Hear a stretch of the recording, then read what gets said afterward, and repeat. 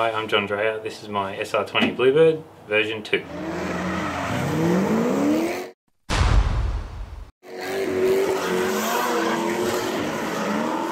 So version 1 was just recently resprayed before round 2, and at round 3 of VicDrift I completely walled it and wrote it off.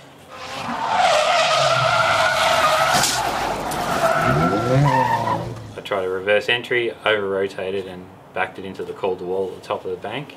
After the hit I knew it was pretty bad. I was kind of reading everyone's face as I was driving around and back into the pits. When I got out and checked it out, I realised, yeah, that was pretty much written off. It's pretty obviously devastated because I just painted it and finished it and had it where I want it.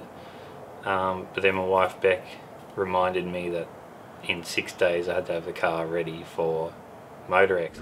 This is Meguiar's MotorEx. And I thought it just wasn't going to happen. And once I got it home, I unpicked the old riveted on quarter panel and got underneath and had a look. So the fuel tank survived somehow, but there is a kink in the rail up under here. The tower moved forward about 1.5 inches. The back door wouldn't close. Once we got it open, it wouldn't close again because the C-pillar has all moved up about 1 inch, which kinked the roof above the B-pillar. So I wanted to fix it, but it had to be a reshell. There's another shell that I've got here that I paid $50 for, just sitting there in the backyard. So she was on the phone on the way home, getting onto some friends to lend a hand, and straight away Saturday afternoon, as soon as we got back here, we were into it, stripping it down. Friends turned up, spent all day Sunday on it.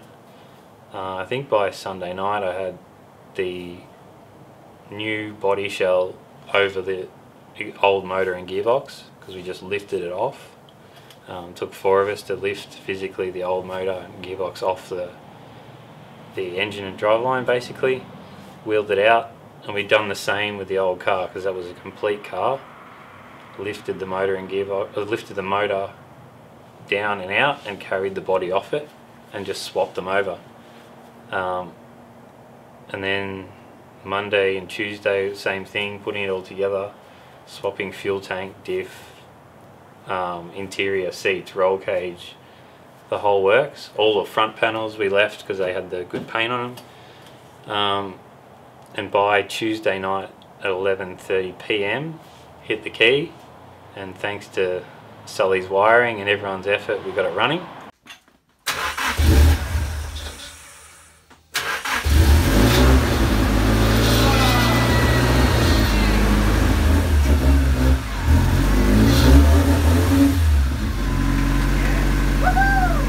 It was like such a stressful whole ordeal. The whole time I'm like, I don't know how we're going to get this done.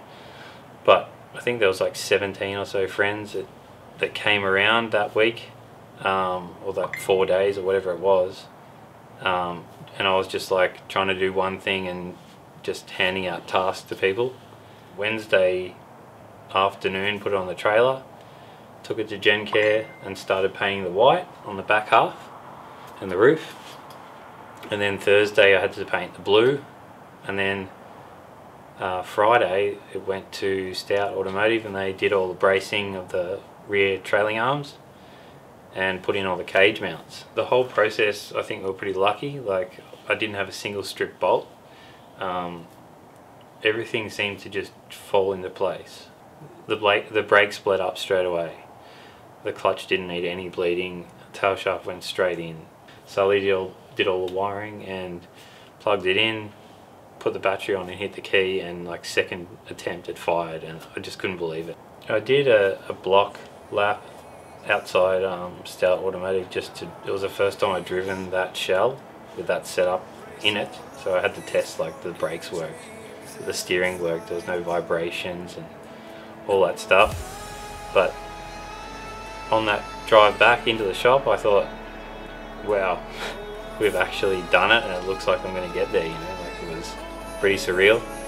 Friday 8 PM we had the car at MotorEx, all checked in and ready to go for Saturday.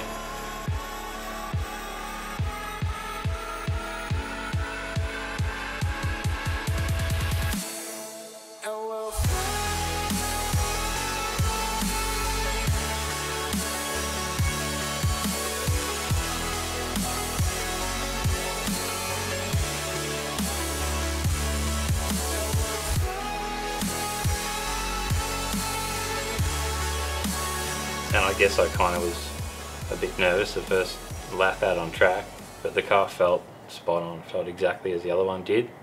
Probably a bit better because it's less knocked around. It's actually a complete shell. It doesn't have any previous damage or repairs or bends, so it did feel good. So I've got so many people to thank for getting the car done in the time.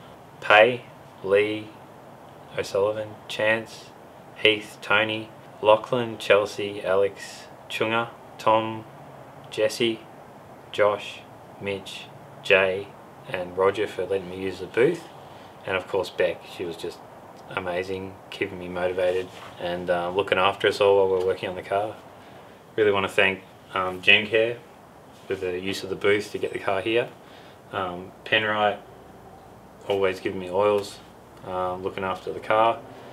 Drift Cadet, Melbourne City Tools for all the tools, and Cartel Online.